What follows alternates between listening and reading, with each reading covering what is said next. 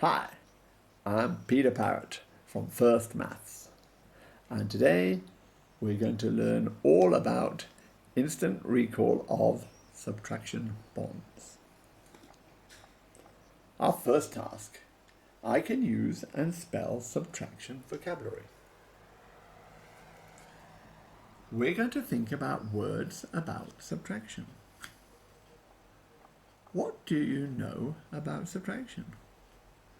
If you pause the video, you can then write down the words about subtraction. Okay, welcome back.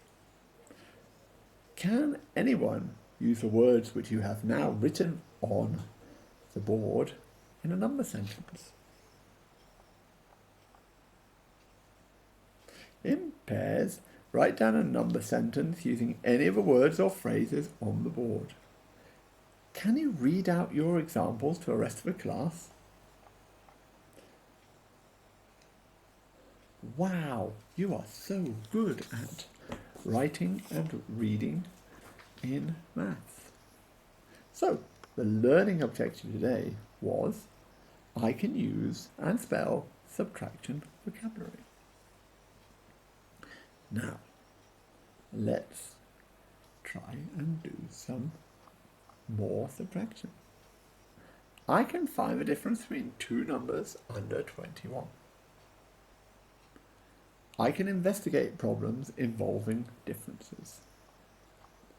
Now the key idea today is I can generalize and I can check my generalizations, which means I can make a theory or have an idea and I can check them in maths.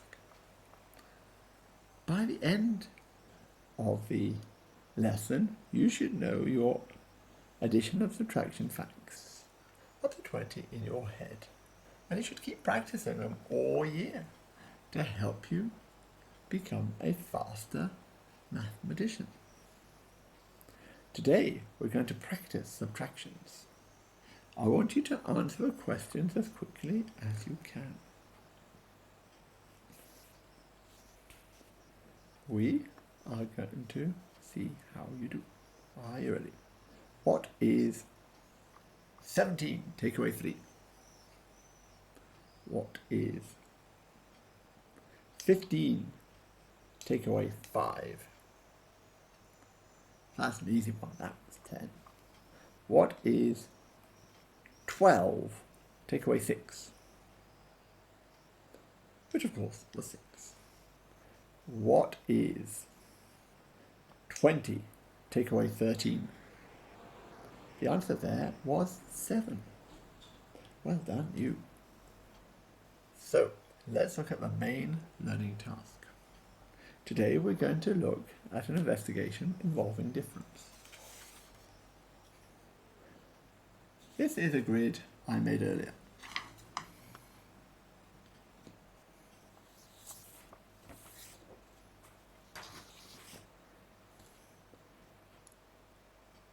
Okay, if you write down those numbers as an example, that would be great.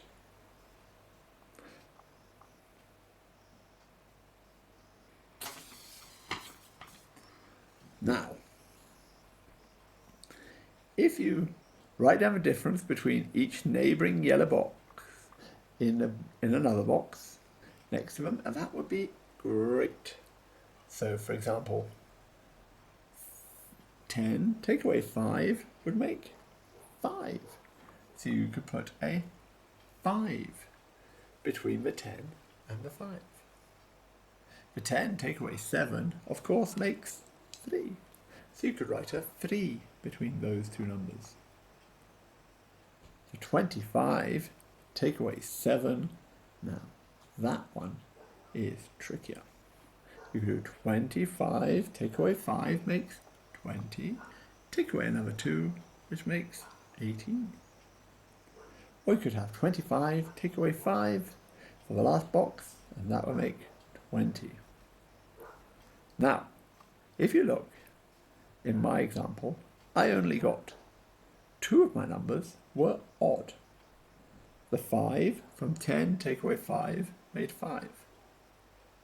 The 10 make away 7 made 3. The odd numbers are, of course, the numbers which don't go into groups of 2. So 1, 3, 5, 7, 9, 11. They're all odd. While the evens are 2, 4, 6, 8, 10, 12, which are always in groups of 2. The main learning task is this. Everyone needs to work in pairs. Children must arrange any 4 numbers on a similar grid so the differences are all odd. So they are all not even. If you would like to start with something simple, you could try only with numbers below 10.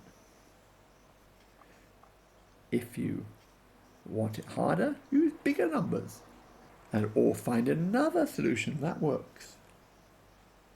What's that? You still want even harder?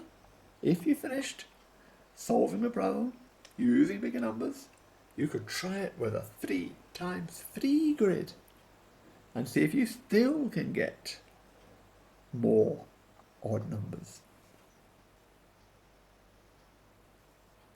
The main learning objective today was, I can find the difference between 2 numbers under 21.